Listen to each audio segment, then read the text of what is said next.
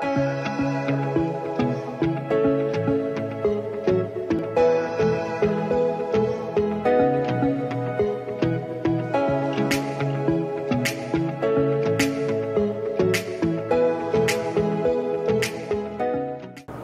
öğrenciler. Bugün matematikle başlayacağız. Birinci bölümün matematiği.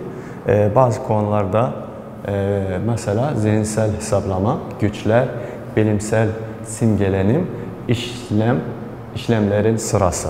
İlk önce zihinsel hesaplamalarla başlayacağız. Tabii ki birinci bölümün birinci dersidir. Şimdi zihinsel hesaplama nedir? Eğer ilk olarak şu konudan başlasak, zihinsel hesaplama.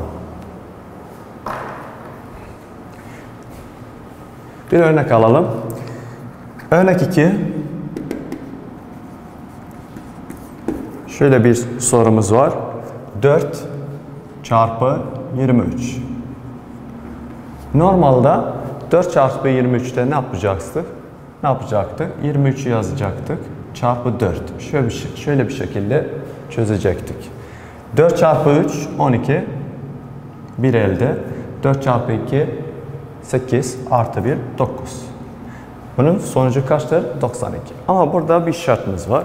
Sorumuz nedir? Hesaplamak için dağıtım kullanarak. Dağıtım kullanarak nedir? Şimdi 4 çarpı 23'ü ne yapacağız? 4'te aynı şekilde yazacağız. Çarpı 23'ü dağıtacağız. Mesela 20'miz var burada. Bu 3 artı 3 yapacağız. Neden öyle yapıldı? Çünkü sorumuz dağıtım şeklinde ya da dağıtım kullanarak çözerek bunu çözün. Şimdi 4 çarpı 20 artı 3 kaç olacak? Eşittir 4. Şu 4'ü çarpı 20 yapacağız. Ondan sonra 4'ü çarpı 3 yapacağız. Ama şunu unutmayalım. Aralarında artı var. 4 çarpı 20. Ondan sonra artı büyük bir şekilde yazacağız. 4 çarpı 3. Şimdi eşittir kaç? 4 çarpı 20. 4 çarpı yani 4 20'lik. 20 artı 20. Ya bir şekilde çözeceksin. 20 artı 20 artı 20 artı 20. Ya da çarpım işlemi kullanarak çözeceksin. Tabii ki burada çarpım işlemi var. Çarpım işlemi kullanılsa daha iyi olur. Yani 4 ya da 20 çarpı 4. 4 çarpı 0, 0. 4 çarpı 2, 8. Yani kaç oldu? 4 çarpı 20, 80. Artı 4 çarpı 3 zaten belli, 12. Şimdi bu 80 artı 12 yapsak kaç olur? Ya direkt 80 artı 12 yapalım ya da bu yolu kullanalım. 80 artı 12 kaç olacak? 2 artı 0 ya da 0 artı 2, 2. 8 artı 1, 9. Yani sonucu eşittir 92. Yani aynı yolda, eski yolda mesela eğer bu şekilde çarpasa 23 çarpı 4, 92 yapar. Ama soruda şart dese bize dağıtım yoluyla kullanarak bu şekilde çözeceksin. 23'ü 2'ye böleceksin. 20 artı 3. Niye 20? Çünkü bu 20 sayısı 23. Bu 3, bu da 20. 20 artı 3. Bu şekilde bu sorunu çözdük. Başka bir soru alalım. Mesela eğer örnek 2'nin aynı şartla dağıtım yolu kullanarak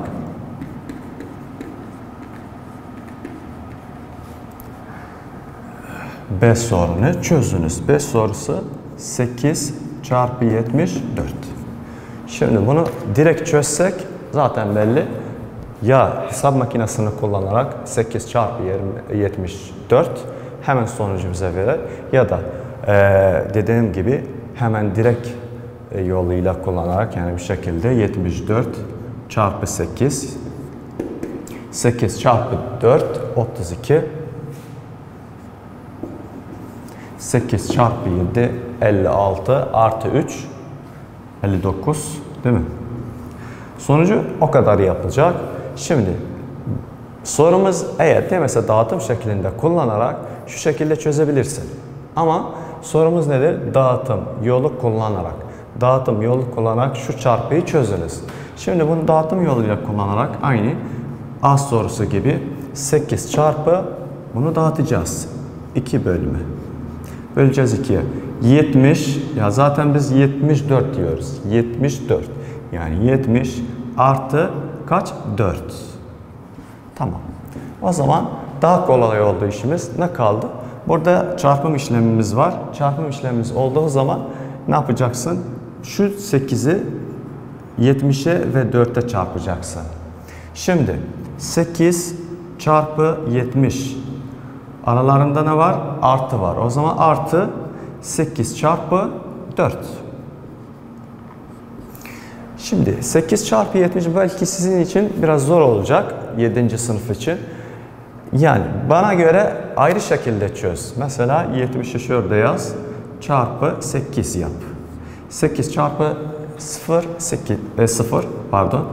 8 çarpı 7 56. Yani bunun sonucu kaç oldu?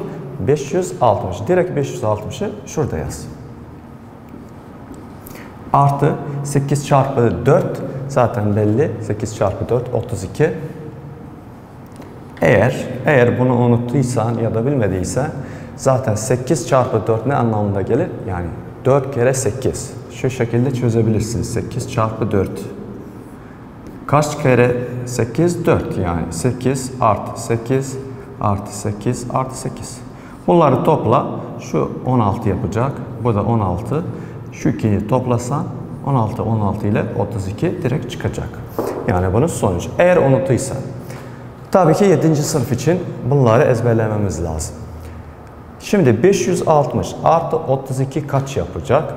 Bence şöyle toplayın. 560 artı, burada da yazılmış ama ayrı şekilde yazacağım.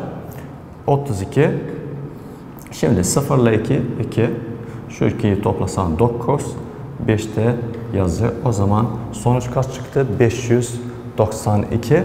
592 aynı sonuçtur bunu ile.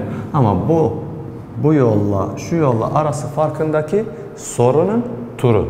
Yani sorun turu. Eğer dağıtım yolu kullanarak dese sen bu şekilde kullanacaksın. Eğer sorun turu bunu istemese hemen bir şekilde çözeceksin.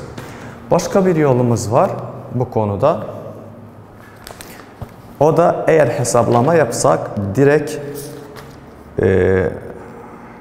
yani mübaşir şeklinde o da kolaydır. Mesela alıştırmalarda bazı sorular var.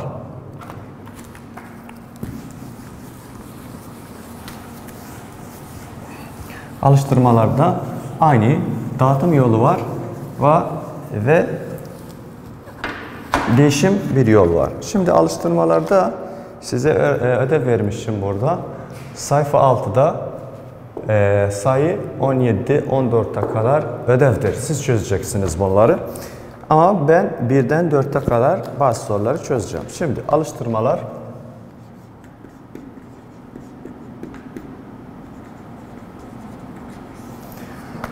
Şimdi hesaplama olarak birinci şöyle bir sorumuz var. 13 artı 9 artı 7 artı 11.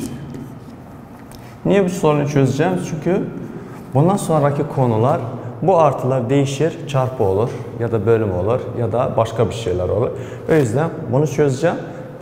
Sizde bir bilgiler olsun. Şimdi 13 artı 9 artı 7 artı 11. Şimdi fark etmez. Eğer 13'ü 9 ile toplasak ya da 9'u 7 ile toplasak ya da 7'ni 11 ile toplasak aynı şekilde sanki sen 4 numaran var. Bu 4 numara nasıl toplayacaksın? 13 artı 9 kaç olur? Orada hemen direkt yazacaksın. 22. 22 artı şimdi ben bu 2'yi topladım. Tek büyük. Şu 2'ni direkt toplasak 7 ile 11 18. 22 artı 18 eşittir. Yani bir şekilde toplasan daha iyi olur. 2 artı 8 0. Bir elde 1 3 ve de 1 40 olacak. Şimdi aynı soru belki başka bir öğrenci Şöyle diyecek bize. Hocam ben bir değişik bir yolum var. Nasıl? Şu şekilde. Hocam ben önceden şu ikiyi toplayacağım. Sonra şu ikiyi toplayacağım.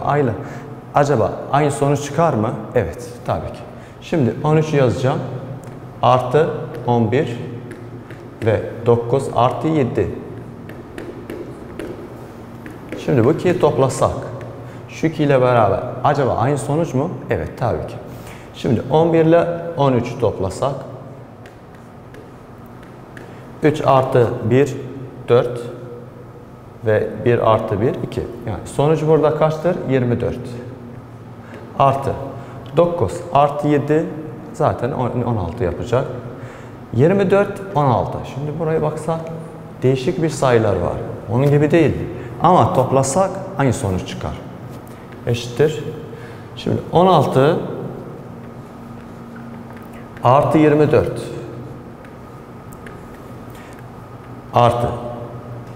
artı 4 kaç olur? 0, 1 elde 10 olacak. 1, 2. 2 ile beraber 4. O zaman 40. Sonuçlara baksak aynı sonuçtur. Şurası 40, şurası 40. Yani toplam işleminde hiçbir problemimiz olmayacak.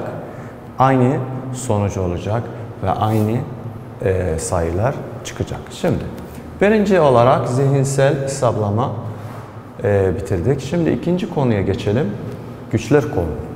Güçler konusunda şöyle bir sorularımız var. Bazen öğrenciler şöyle diyor. Hocam güçlerde biz çok zayıfız. Güçlerde soruları zorla çözüyoruz. Ne yapalım? Kolay olarak eğer istesek soruları kolay bir şekilde çözelim. İlk önce güçler nedir? Güçler mesela 2 ve 6 sayımız var. 2 artı. Şimdi 2 nedir? 6 nedir? Şöyle bir şeyimiz var. Bu 6'yı üst diyeceğiz. Üst. Şu nedir? 2 esastır. Yani hem esasımız var hem üstümüz var. Bunlar nedirler? Esasla üst. Yani biraz değişik bir konu. Yeni bir konuda sizin için. Ama şöyle bir bakalım. 2 üst 6 eşittir kaça? Şimdi esası 2 değil mi? 2. 6. Şöyle düşünelim. 6 kere 2'miz var. 6 ikilik. Şimdi 2 çarpı 2 çarpı 2 1, 2, 3 oldu. Biz kaç tanemiz var? 6 tane. O zaman 6 taneye kadar durmayalım. 1, 2, 3, 4, 5, 6. Şu güçler konusunun girişidir. Eğer şöyle bir sorumuz olsun. Mesela 2 üst 2 ya da 3 diyelim. Bunun sonucu kaçtır? 2 üst 3. 2 kere yani esas olarak 2'ni yazdı. Üssü kaçtır? 3 kere. 1, 2, 3. 3'tür. O zaman eşittir kaça? 2 çarpı 2, 4. Şu ikili beraber yapalım. Çarpı 2. O zaman eşittir. 4 çarpı 2, 8. Bazı öğrenciler şöyle soracaklar. Hocam niye bunları hemen sonucunu yazmayalım? Şöyle bir problemimiz var burada. Eğer bu soru bir şekilde olsun. Hemen sonucu bulabilir misin? Yani 2 çarpı 2 4. 4 çarpı 2 8. 8 çarpı biraz sizin için zor olacak. Belki bizim için hemen direkt sonucu çıkartacak. Ama sizin için ilk önce 2 sayı alalım. 2 çarpı 2 4 çarpı 2 ondan sonra 8 yapacak. Kitapta bazı örneklerimiz var. Mesela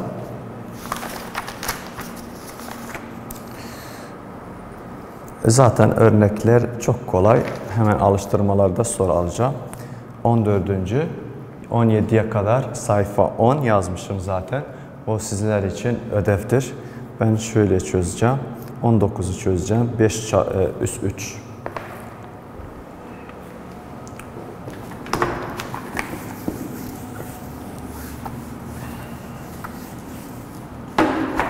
Alıştırmalar.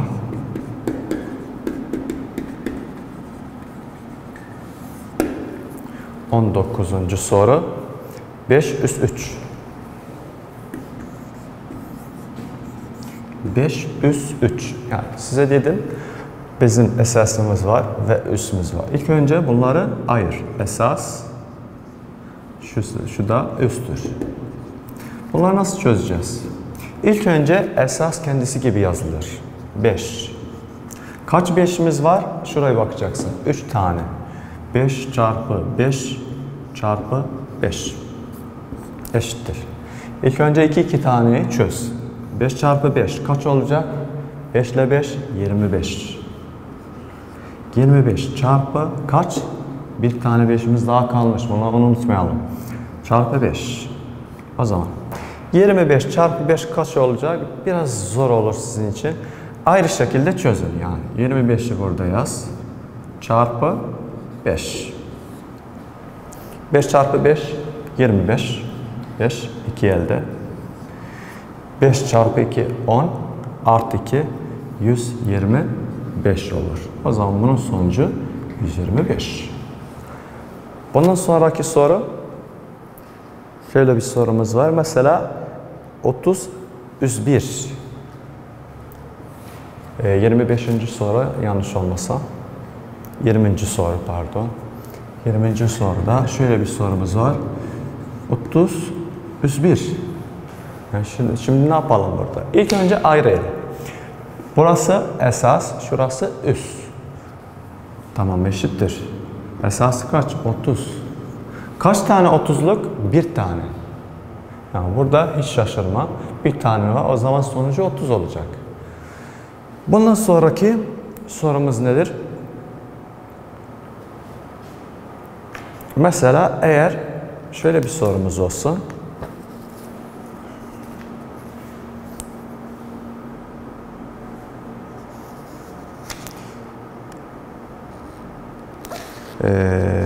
Başka bir soru. Mesela 21. soru.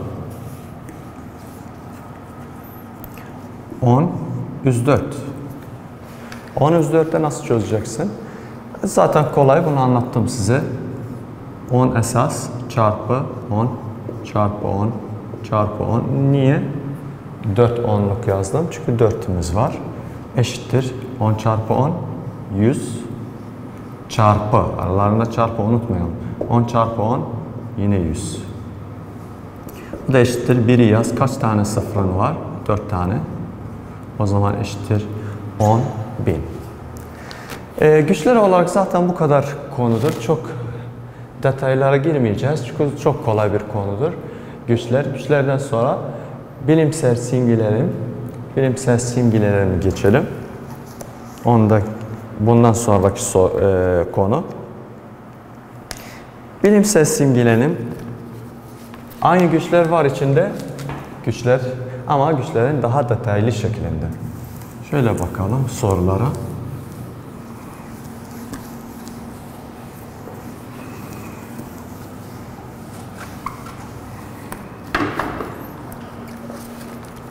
Bir örnek alalım. Örnek 1.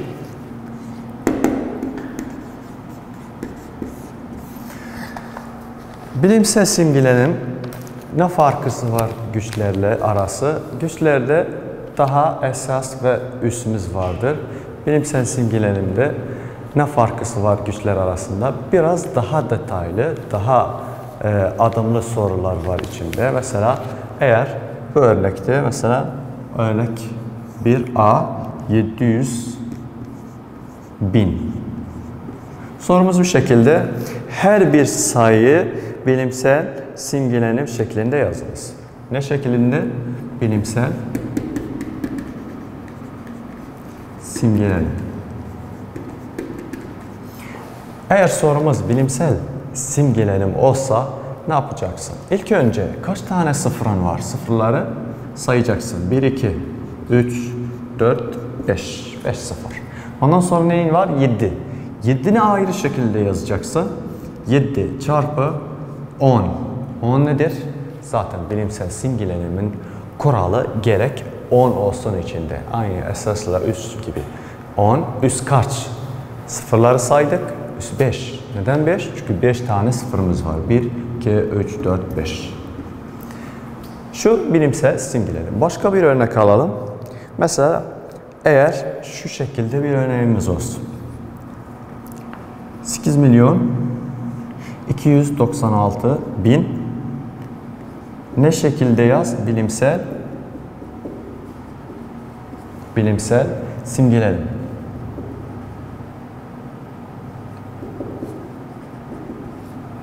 Bilimsel simgelerim şeklinde yaz.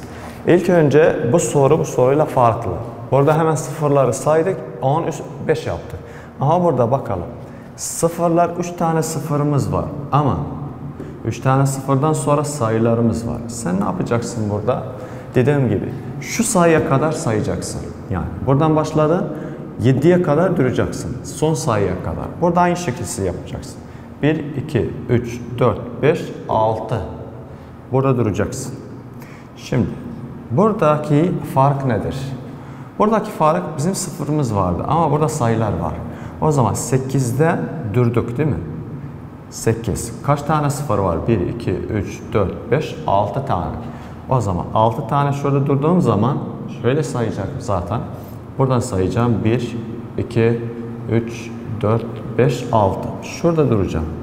Şurada ne yapacağım? Bir virgül yazacağım. Şu şekilde yani. Virgülü burada yazacağım. 2, 9, 6'yı da şu şekilde yazacağım. Çarpı kaç? 10, üst kaç? Üst 6 olacak. Neden? Zaten dedim size 1, 2, 3, 4, 5, 6, 10, üst 6. Buna göre başka bir örnek alalım. Çünkü biraz farklı şekildedir. Alıştırmalarda size ödev veririm. Sayfa 18 numara ödev olarak 6'yı çözün ve 8. 2 taneyi çözün. Şimdi değerli öğrenciler, burada çok şaşmayalım. Çok önemli bir konu. Zaten bu konu 7. sınıf ve 10. sınıfta da var tekrarı. Matematik zaten tekrar konuları çok araya gelir. Şimdi burada şu soru alalım. Buna benzeyen bir soru ve buna benzeyen bir soru alalım alıştırmalarda.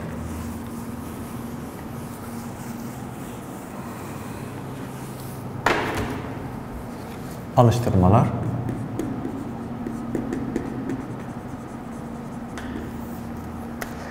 Sayfa 18 orada yazdım zaten. 6. da 8. soru size ait. Ben benzer soru alacağım. Mesela 500 bin. Sorumuz nedir? Zaten çok dikkat bir şekilde soruya bakalım. Her bir sayı bilimsel şeklinde yazınız. Bilimsel şeklinde. İlk önce sıfırları sayacaksın. 1, 2, 3, 4, 5. 5 sıfır. Nerede durdum? Şurada durdum. O zaman eşittir 5 çarpı. Neden burada 5 virgül şeklinde yazmadık? Çünkü sıfır var aralarında. Sayı yok. 5 çarpı kaç? 10. Üst kaç? 5. Neden 5? Sıfırları saydık. 5 tane sıfırımız var. Örnek, bundan sonraki örneğe benzer bir soru. Mesela diyelim kaçıncı soru? 5. soru. 7 milyon 15 bin. 7 milyon 15 bin. Ne şeklinde yaz? Bilimsel şeklinde. İlk önce buna dikkat edin. Sıfırı saydığınız zaman 1, 2, 3, 4, 5, 6. Şurada duracaksın. Şurada bir virgül yazacaksın. Eşittir 7 virgül 0 15. 0. Nereden? 0 gördün? Dur. Orada çarpı kaç? 10 üst kaç? 1, 2, 3, 4, 5, 6. 10 üst 6. Bunun bilimsel simgelerimin sonusu geldi. Zaten o kadar da daha fazla değildir. Şimdi işlemlerin sırası.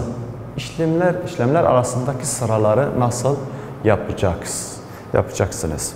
Şöyle bir şekil var. Mesela eğer şöyle bir sorun olsun. Mesela 2 artı 3 eksi 1.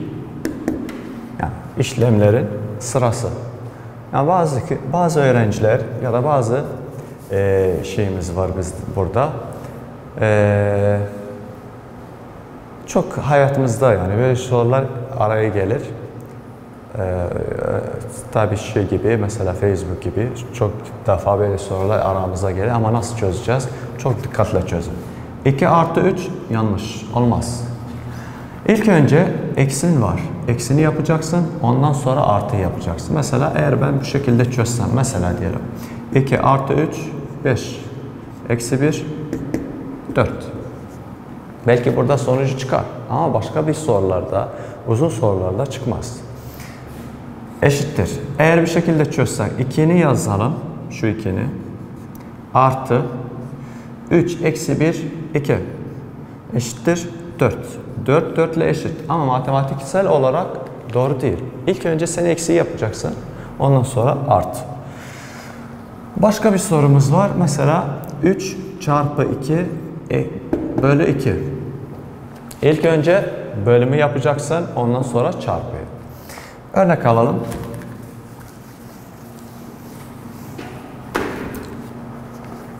Mesela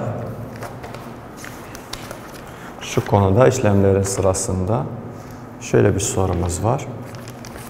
27 eksi 18 bölü 6. Şimdi eksimiz var, bölmemiz var. Eğer eksini yapsan yanlıştır. İlk önce bölmeyi yap. Eşittir 27 eksi 18 bölü 6 kaç olacak? Zaten eğer bildin hemen direkt 3'ü yaz. Bilmesen uzun bölmeyi kullan. 18 bölü 6 şu şekilde. Kaç çarpı 6 18 yapar? 3. 3 çarpı 6 18. 0 0. O zaman şu 3 yapar. Ondan sonra 27 eksi 3 kaç olur? 24. Bu da sonuçtur. Başka örnek alalım. Mesela 36 eksi 18 bölü 2 çarpı 3. Tamam. Bu soruyu alalım. Bak eksi var, bölme var, çarpı var. İlk önce yine hangisi yapacaksın? Zaten ben size dedim. İlk önce bölmeyi aktaracaksın. Bölme nerede var? Oradan başlayacaksın. 36 eksi 18. 18 bölü 2 9. Çarpı kaç? 3. Matematikte zaten bu kural var. İlk önce bölme. Bölmeden sonra çarpı. Çarpıdan sonra eksi ve artı. Eğer bölmeden önce başka bir şey varsa, mesela üs varsa ilk önce üsle esası alacaksın. Şimdi bu soruda neyimiz var? Çarpımız var, eksimiz var. Hangisini alalım? Çarpı ya da eksi? Tabii ki eksiden önce, artıdan önce ne var? Çarpı var. Çarpıyı al. Şimdi 9 çarpı 3 kaç olacak? 9 çarpı 3 36'ya aynısı gibi yaz. Eksi 9 çarpı 3 27. Şimdi 36 eksi 27. 36 eksi 27 eşittir kaç? Eşittir şu şekilde tabii ki eksi yapacaksın. 6 eksi 7 zaten belli değil, olmaz. 2 olacak. 16 eksi 7 kaç olur? 9 ve burası da 0, o zaman eşittir 9'a. Değerli öğrencilerimiz, işlemlerin sırası sona erdik. Bir dahaki dersimiz için hoşça kalın. Sağ olun. Görüşürüz.